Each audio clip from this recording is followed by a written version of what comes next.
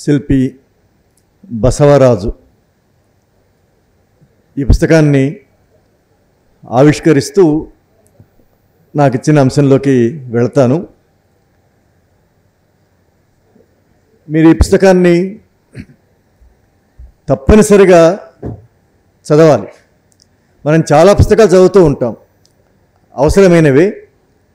ఈ పుస్తకాన్ని మరింత అవసరంగా భావించి మనమందరం చదవాలి. భారత విప్లవోద్యమ నాయకుడు,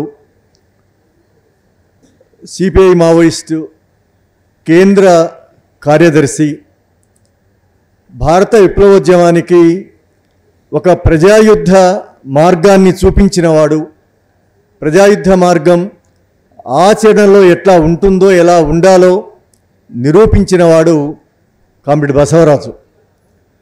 ఆయన సుదీర్ఘమైన విప్లవ జీవితంలో విద్యార్థి ఉద్యమం నుంచి ప్రారంభించి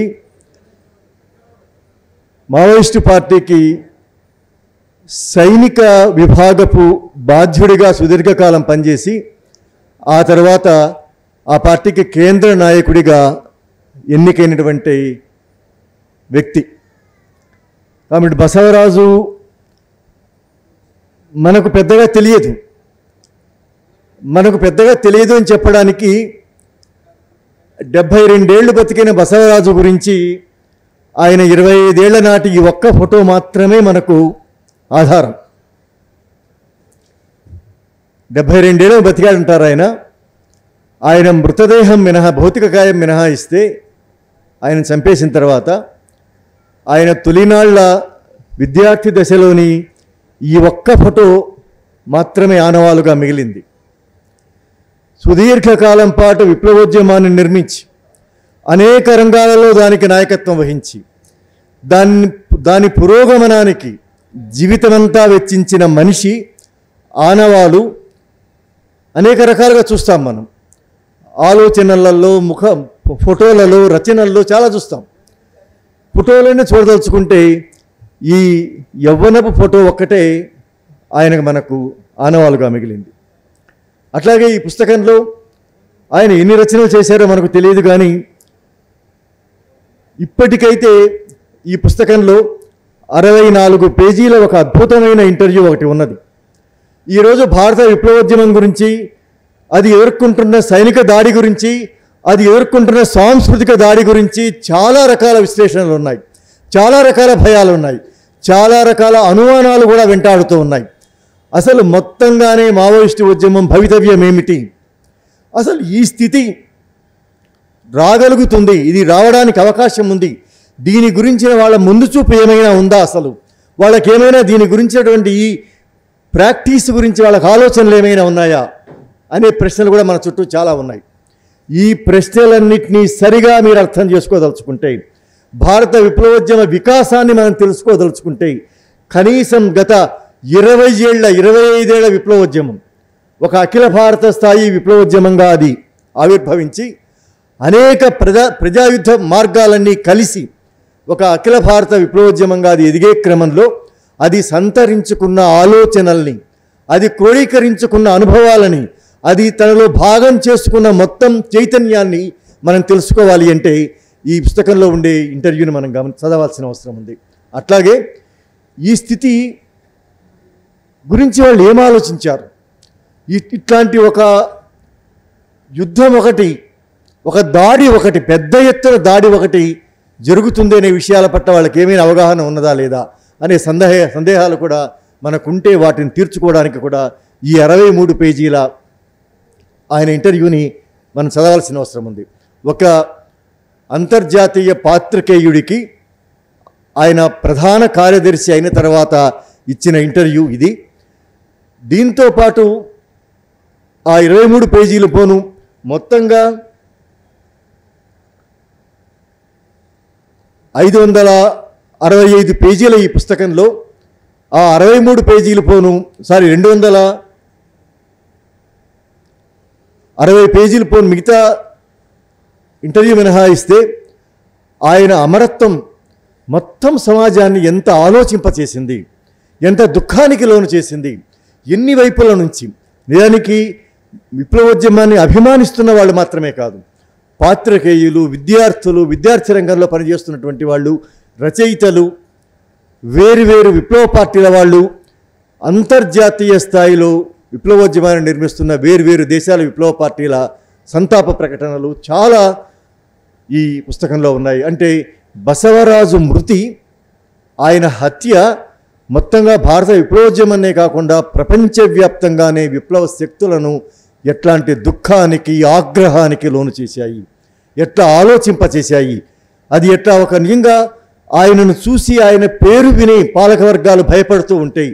యావత్ ప్రపంచము ఆయనను ఎట్లా తమ హృదయానికి హత్తుకున్నది, యావత్ ప్రపంచంలోని ప్రగతిశీల శక్తులన్నీ కూడా బసవరాజును తమలో ఎట్లా భాగం చేసుకున్నాయి అనే విషయాలు మనం తెలుసుకోవడానికి ఈ పుస్తకం చదవలసిన అవసరం ఉంది. ఈ పుస్తకం నుంచి ఒక వాక్యం, నేను 2 వాక్యాలు చదవకుండా ఉండలేకపోతున్నాను. ఈరోజు మన చుట్టూ చాలా రకాలుగా ఆలోచించే వాళ్ళు ఉన్నారు. ఈ ఆలోచనలన్నింటి గురించి వీటిని తెలుసుకునే ఒక దారి బసవరాజు ఒక ప్రశ్నకు సమాధానంగా చెప్పాడు. ఆయన ఏమంటారంటే, ఒక అంతర్జాతీయ విలేకరికి ఇచ్చిన ఇంటర్వ్యూ కాబట్టి ఇది, మా దేశం ఆర్థికంగా, సామాజికంగా, సాంస్కృతికంగా అభివృద్ధితో కూడిన విశాల దేశం. మేము సాపేక్షంగా బలహీనంగా ఉన్నాము. మిత్రులారా, 3 ఏళ్ల కింద ఇచ్చిన ఇంటర్వ్యూ ఇది. మేము సాపేక్షంగా బలహీనంగా ఉన్నాము. మా శత్రువు బలమైన వాడు. మా విప్లవోద్యమం ప్రస్తుతం వ్యూహాత్మక ఆత్మరక్షణ దశలో ఉన్నది. మా విప్లవోద్యమం కూడా అసమాన అభివృద్ధిలో కొనసాగుతూ ఉంటుంది. ఎవరైనా సరే విప్లవోద్యమం వెల్లువలాగా కొనసాగాలి, దేశమంతా ఒకేలాగా కొనసాగాలి, దేశమంతా ఒకే ఉద్ధృతితో కొనసాగాలి. ఆకాంక్ష మంచిదే కావచ్చు, కానీ అట్లా అనుకుంటూ ఉంటే వాళ్లకు ఒక హేతుబద్ధమైన సమాధానాన్ని కామ్రేడ్ బిఆర్ ఇస్తూ ఉన్నాడు. ఆయన ఏమంటున్నారంటే, మా దేశం అన్ని రంగాలలో, మా విప్లవోద్యమం కూడా అసమాన అభివృద్ధిలో కొనసాగుతున్నది. దేశవ్యాప్తంగా అన్ని ప్రాంతాలలోకి, అన్ని రంగాలలోకి ఇంకా విస్తరించవలసి ఉన్నది. శత్రువు మమ్మల్ని బలోపేతం కాకుండా ఈ దశలోనే నిర్మూలించాలని శాయశక్తులా ప్రయత్నం చేస్తూ ఉన్నాడు. మా శత్రువు కేవలం భారత రాజ్యం మాత్రమే కాదు, దానికి దన్నుగా ఉన్న ప్రపంచ పెట్టుబడిదారీ సామ్రాజ్యవాదం కూడా. ప్రపంచవ్యాప్తంగా ఏ సోషలిస్టు శిబిరము లేని రష్యా విప్లవం నాటి సవాళ్లు ప్రస్తుతం మా ముందు ఉన్నాయి. అయితే ప్రపంచవ్యాప్తంగా అనేక దేశాలలో విప్లవాల విజయం కోసం పోరాడుతున్న మావోయిస్టు శక్తులు ఉన్నాయి. వారి అండదండలు మాకున్నాయి. బలమైన శత్రువుతో పోరాడేటప్పుడు ఎగుడు దిగుళ్ళు, వెనుక ముందులు ఉంటాయి. మిత్రులారా, బలమైన శత్రువుతో పోరాడేటప్పుడు ఎగుడు దిగుళ్ళు ఉంటాయి, ముందు వెనకలు ఉంటాయి. మా ముందున్న సవాళ్లను స్వీకరిస్తూ దేశవ్యాప్తంగా అన్ని ప్రాంతాలకు, అన్ని రంగాలకు విస్తరిస్తూ ప్రజాపునాదిని పెంచుకుంటూ ధైర్యంగా, సాహసంగా పోరాడతాం, విజయం సాధిస్తాం. ప్రజలు అజేయులు, వారే నిర్ణయాత్మకం. పీడిత ప్రజలను సంఘటితపరిస్తే మెజారిటీ ప్రజలు పిడికడు మంది దోపిడీదారులను తప్పక కూల్చివేస్తారు. గెలుపు, ఓటమి, గెలుపు, అంతిమంగా గెలుపు అనే చారిత్రక సత్యంపై మాకు పూర్తి విశ్వాసం ఉన్నది. ఇది కామ్రేడ్ బసవరాజు మనకిచ్చిన సందేశం. ఇది చెబుతూ ఆయన దీన్ని అర్థం చేసుకోలేని వాళ్ళ గురించి కూడా ఒక మాట చెప్పాడు. ఆయన ఏమంటాడంటే, కమ్యూనిస్టులుగా, ఈ మాట ఆయన ప్రత్యేకంగా చెప్పాడు, కొటేషన్లో అచ్చు వేశారు. కమ్యూనిస్టులుగా చెప్పుకునే వారితో సహా కొందరు భారతదేశంలో ప్రజాయుద్ధం పట్ల ఓటమివాదాన్ని కలిగి ఉన్నారు. మరికొందరు దాని విజయం పట్ల అవిశ్వాసాన్ని ప్రకటిస్తూ ఉన్నారు అని కూడా చెప్పాడు. అంటే ప్రజాయుద్ధం గెలుస్తుందా లేదా అనే సందేహం చాలామందికి ఉంటుంది. ప్రజాయుద్ధం అంతిమంగా ఏ మార్గంలో ఇది ముందుకు పోతుంది అనే అనుమానాలు చాలామందికి ఉంటాయి. నిజానికి ఈ మార్గం అసలు సరి అయిందేనా కాదా అనే సందేహం కూడా చాలామందికి ఉంటుంది. కానీ కామ్రేడ్ బసవరాజు ఏమంటున్నాడంటే, కమ్యూనిస్టులుగా చెప్పబడే వాళ్లతో సహా భారతదేశంలో ప్రజాయుద్ధం పట్ల ఇట్లాంటి ఓటమి ఆలోచనలు ఉండేవాళ్ళు ఉన్నారు. మరికొందరు దాని విజయం పట్ల అవిశ్వాసాన్ని ప్రకటిస్తూ ఉన్నారు. మాకు మాత్రం ఈ దేశ ప్రజల పట్ల, ఈ దేశ ప్రజల పోరాట చేవ పట్ల, వాళ్ళు నిర్వహించగల చారిత్రక కర్తవ్యం పట్ల అచంచలమైన విశ్వాసం ఉన్నది. వాళ్ళ ప్రేరణతో, వాళ్ళ భాగస్వామ్యంతో భారత విప్లవాన్ని మేము విజయవంతం చేస్తాము అని చెప్పడం ఈ పుస్తకం సారాంశం. దీంతో పాటు ఈ పుస్తకం గురించి పరిచయం చేయమని చెబుతూ ఇంతకు మావోయిస్టు ఉద్యమం లేదా మొత్తంగా భారత విప్లవ ఉద్యమం దీని స్థితి ఏమిటి, దీన్ని నిర్మూలించడం సాధ్యమవుతుందా? ఎందువల్ల అంటే భారత విప్లవోద్యమాన్ని ఒక గడువు పెట్టి నిర్మూలిస్తామని వాళ్ళు ప్రకటిస్తూ ఉన్నారు. ఆ దిశగా చాలా వేగంగా పోతున్నట్టు కూడా మనకు అర్థమవుతూ ఉన్నది. చాలా వేగంగా వాళ్ళు ఆ పనిని పరిపూర్తి చేయగలరేమో అని పాత్రికేయ వర్గాలు కూడా చెప్తూ ఉన్నాయి. ఆ పని మేము చేస్తామని పోలీసులు ప్రకటిస్తూ ఉన్నారు. ఈ స్థితిలో, ఎందుకంటే ఈ మాట ఇప్పుడు వీళ్ళండమే కాదు, గతంలో చాలా సందర్భాలలో విప్లవోద్యమం ఆరంభమైన తొలినాళ్ల నుంచి విప్లవోద్యమాన్ని నిర్మూలిస్తాము, దీని పనికి అయిపోయింది, ఇక ఇది ముందుకు పోదు, ఇది ముగిసిపోయిన చరిత్ర అని చాలా సందర్భాల్లో చెప్పారు. రాజకీయ నాయకులు చెప్పారు, అధికారంలో ఉండేవాళ్ళు చెప్పారు, పోలీస్ అధికారులు చెప్పారు. కానీ 56 ఏళ్లుగా 57 ఏళ్లుగా విప్లవోద్యమం, ఇందాక బసవరాజు చెప్పినట్టుగా గెలుపు ఓటమి గెలుపు అనబడే ఒక గతితర్క చరిత్ర క్రమంలో భాగంగా విప్లవోద్యమం విస్తరిస్తూ ఉన్నది, కొనసాగుతూ ఉన్నది, ముందుకు పోతూ ఉన్నది. అయితే ఇట్లాంటి ఉద్యమాన్ని వాళ్ళు నిర్మూలించాలి అని గతంలో అనుకున్నప్పటికీ ఇప్పుడు అనుకుంటున్నప్పటికీ మధ్య ఒక తేడా కూడా మనం గుర్తించాల్సిన అవసరం ఉంది. గతంలో అనుకున్న చారిత్రక సందర్భాలకు ఈరోజు మొత్తంగానే ప్రపంచవ్యాప్తంగా ఫాసిస్టు శక్తులు బలోపేతమయ్యి ద్రవ్య పెట్టుబడి ఒక పెద్ద వెల్లువలాగా మానవాళిని ధ్వంసం చేయడానికి చుట్టుముట్టిన ఈ కాలంలో భారతదేశంలో కార్పొరేట్ హిందుత్వ ఫాసిజం అనేది అధికారంలోకి వచ్చింది. ఇది రాజ్యాధికారంలో మాత్రమే లేదు, ఇది సామాజిక సాంస్కృతిక అధికారాన్ని కూడా కొనసాగిస్తూ ఉన్నది.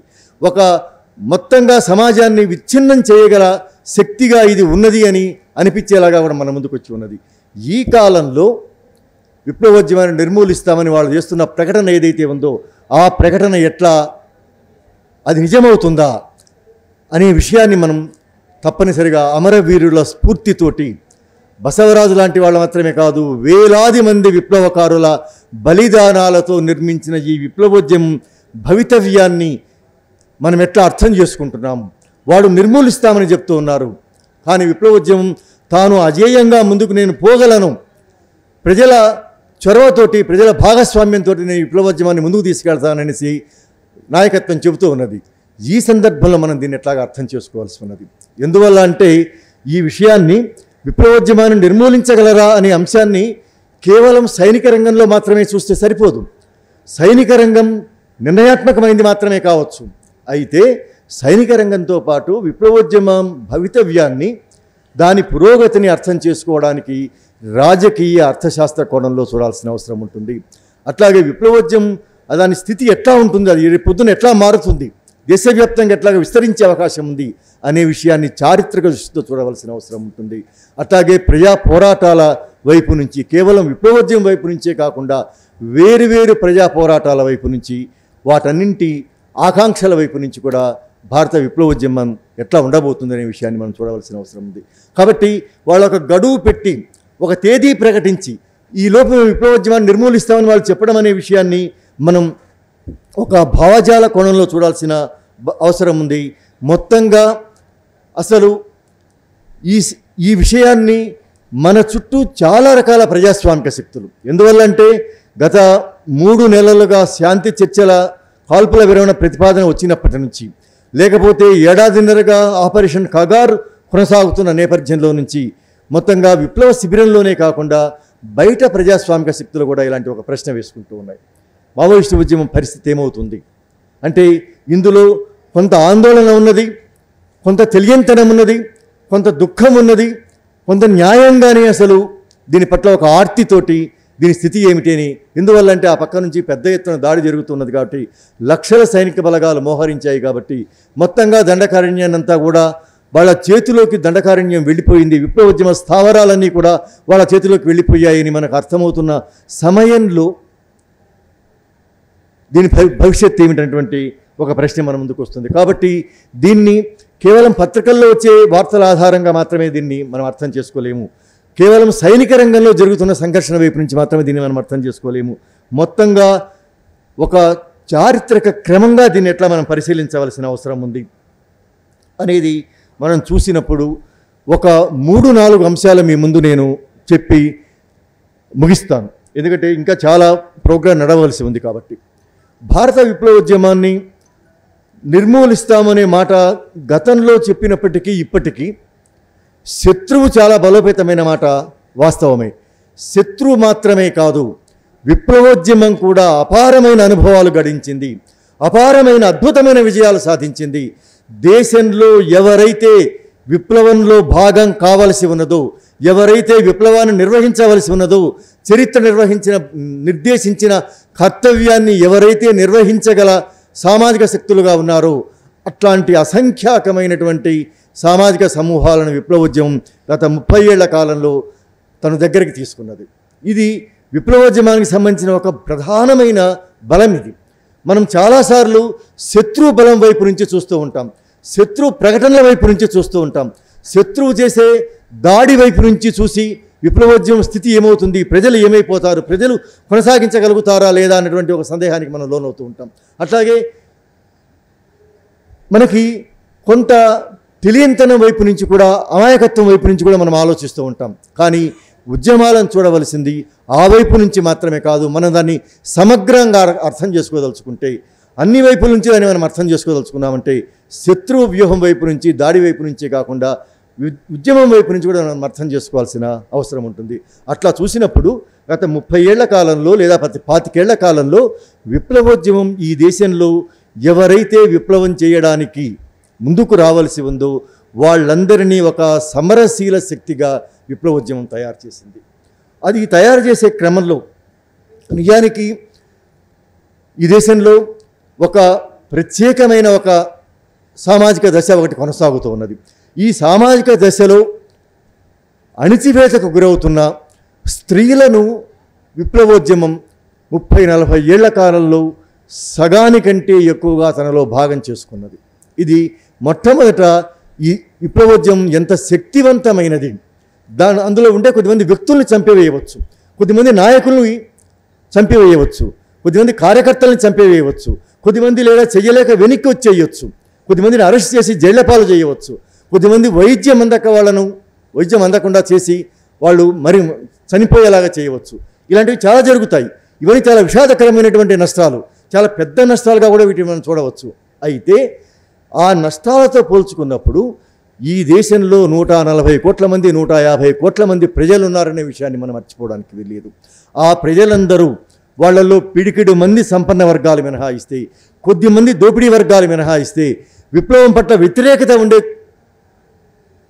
కొద్దిమందిని మినహాయిస్తే, విప్లవం అవసరమైన వాళ్ళు, విప్లవంలో భాగంగా గల వాళ్ళు, విప్లవాన్ని ముందుకు తీసుకుపోగల సమాజం చాలా విస్తారంగా ఉన్నది.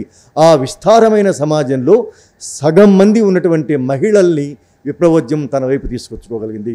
ఆధునిక భారతదేశ చరిత్రలో మరి ఏ ఉద్యమంలోనూ, మరి ఏ రాజకీయ ఉద్యమంలోనూ, సామాజిక సాంస్కృతిక ఉద్యమంలోనూ భాగం కానంత గరిష్ట స్థాయిలో భారత విప్లవోద్యమంలో మహిళలు ఈరోజు భాగస్వామ్యం వహించారు. దానికి ఇది మనం కేవలం అతిశయంగా చెప్పుకునే మాట కాదు. ఎన్కౌంటర్ల సందర్భాలలో మనం మృతులైన కామ్రేడ్స్ని మనం పరిశీలించామంటే ప్రతి చోట 3, 4, 5 చనిపోయిన వాళ్ళు 10 మంది ఉంటే అందులో 4, 5, 6 మహిళలు మనకు కనిపిస్తూ ఉంటారు.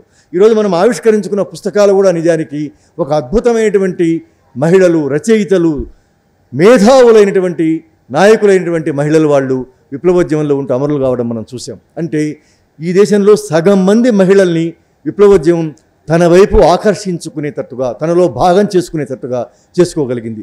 ఇది కేవలం తిరిగి మళ్ళీ వేరువేరు రాజకీయ ఉద్యమాల్లో ఉన్నట్టు అనుసరించే వాళ్ళుగా ఉండేవాళ్ళు కాదు.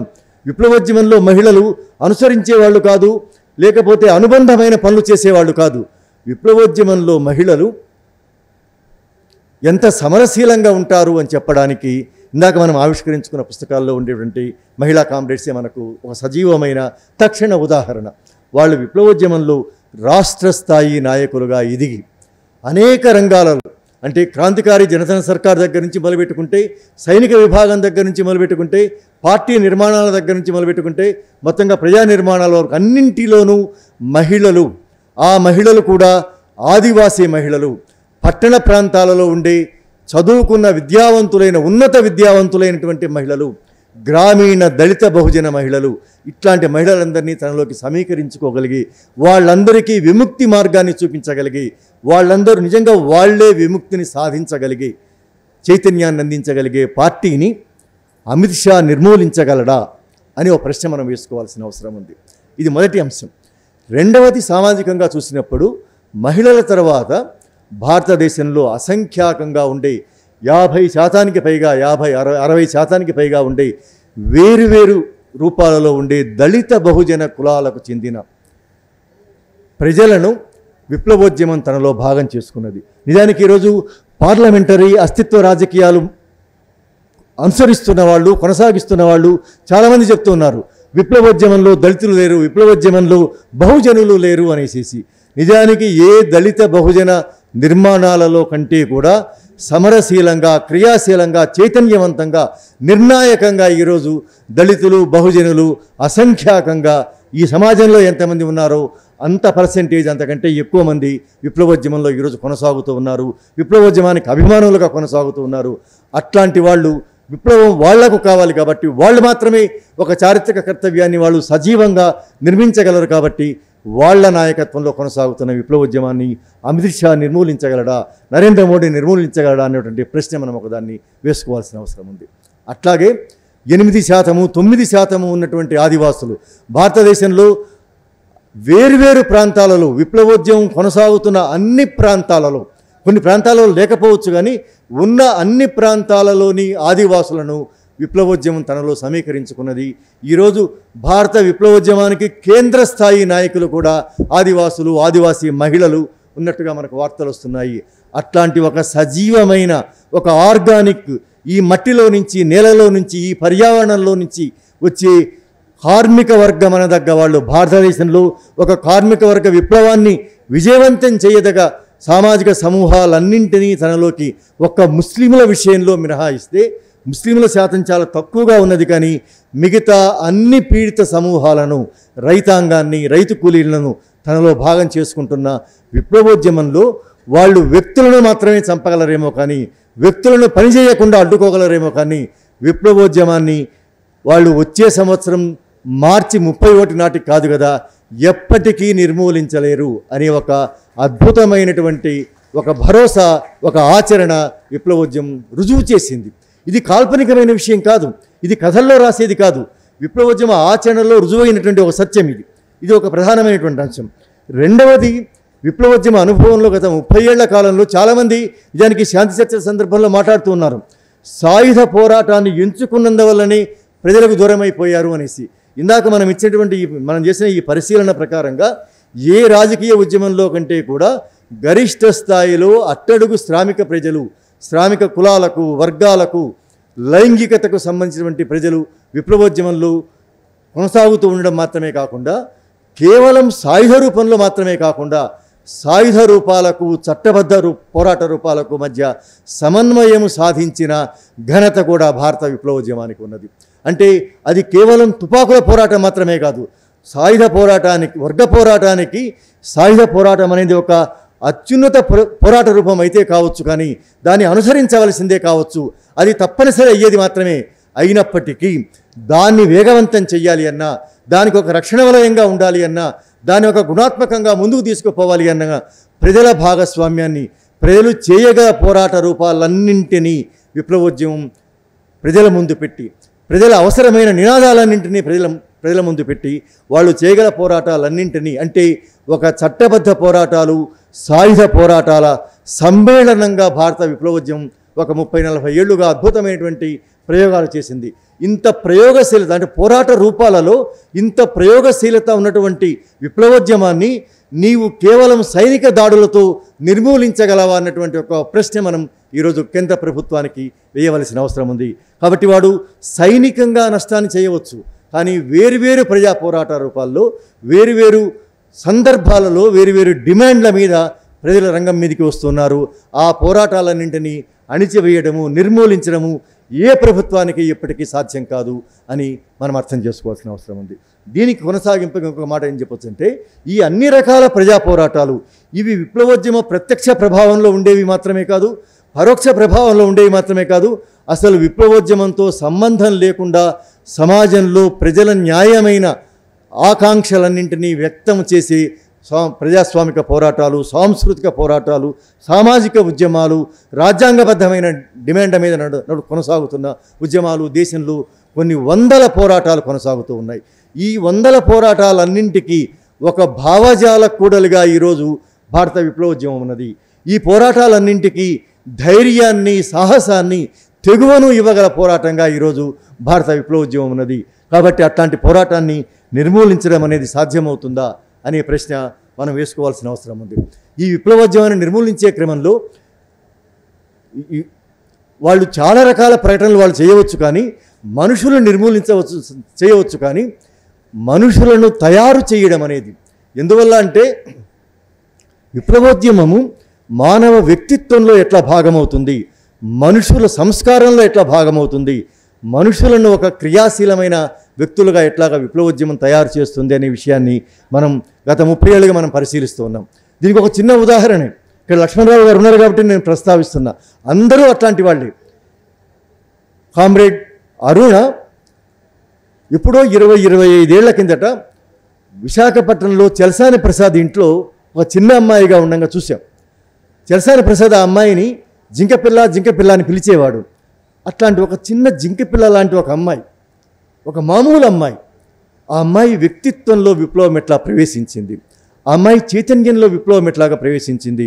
ఆమె ఇప్పుడు మనం అమ్మాయి అనడానికి వీలు లేకుండా మన నాయకురాలని చెప్పదగ్గ ఒక వ్యక్తిగా ఆమె ఎదిగి చాలా ఆటుపోట్ల మధ్య, చాలా సంక్షోభాల మధ్య కొనసాగుతూ వచ్చినటువంటి ఆంధ్ర ఒడిస్సా సరిహద్దు నిర్మాణంలో ఆమె రాష్ట్ర కమిటీ నాయకురాలుగా ఆమె ఎదిగింది. ఇది ఎట్లా సాధ్యమైంది? ఇది అంటే వ్యక్తిత్వాలను నిర్మించడం అనేది విప్లవోద్యమానికి ఒక అద్భుతమైనటువంటి ఒక సృజనాత్మకమైన ప్రక్రియ. అది మానవ సంస్కారంలో, ఆలోచనలలో మొత్తంగా మనిషిని, ఒక సజీవమైన మనిషిని ఒక అద్భుతమైనటువంటి ఒక కొత్త మానవులుగా తయారు చేయగల శక్తి దానికి ఉంటుంది. కాబట్టి అట్లాంటి ఒక అనుభవాన్ని, ఎందుకంటే విప్లవం అనేది కేవలం ఒక రాజకీయ సైనిక చర్యల వ్యవహారం మాత్రమే కాదు, ఒక సృజనాత్మకమైన మానవ అనుభవం. అది పరంపరాగతంగా వచ్చే అనుభవం, తరతరాలుగా కొనసాగే అనుభవం. ఒక 20 ఏళ్ల కిందటి అనుభవంతో పోల్చుకుంటే ఈరోజు ఆ అనుభవం సంపద్వంతమవుతుంది, శక్తివంతమవుతుంది, సారవంతమవుతుంది, చాలా గొప్పగా అది గుణాత్మకంగా ముందుకు వెళుతుంది. అంటే మానవ అనుభవంలో, వ్యక్తిత్వంలో ఇంత ప్రభావశీలంగా ఉండే విప్లవోద్యమాన్ని నిర్మూలించడం సాధ్యమవుతుందా అన్నటువంటి ఒక ప్రశ్న మనం వేసుకోవాల్సిన అవసరం ఉంది. ఇంకా చాలా అంశాలు విప్లవోద్యమం వాళ్ళు నిర్మూలిస్తామని చేసే ప్రకటన ఒక భయానికి లోను చేసే, ఆందోళనకు లోను చేసే అంశం, దుఃఖానికి లోను చేసే, మరణాలు జరుగుతున్నటువంటి ఒక పరిస్థితి ఉండవచ్చు. కానీ విప్లవోద్యమాన్ని నిర్మూలించడం అనేది సాధ్యం కాదు. కేవలం మనం చాలా ఒక మాట అంటూ ఉంటాం, ఈ సమాజంలో సమస్యలు ఉన్నంత కాలం పాటు విప్లవోద్యమాన్ని నిర్మూలించడం సాధ్యం కాదు అనేసి. అది సరైన మాటే, అది చారిత్రకంగా సరైన మాట, అనుమానం లేదు. అది అట్లాగే ప్రజలు ఉన్నంత కాలం పాటు పోరాడుతూ ఉంటారు, ప్రజల పోరాటాన్ని అడ్డుకోవడం సాధ్యం కాదు అని కూడా మనం చెప్తూ ఉంటాం. ఈ రెండు చారిత్రకంగా వాస్తవాలే, అయితే స్థూలంగా వాస్తవాలు.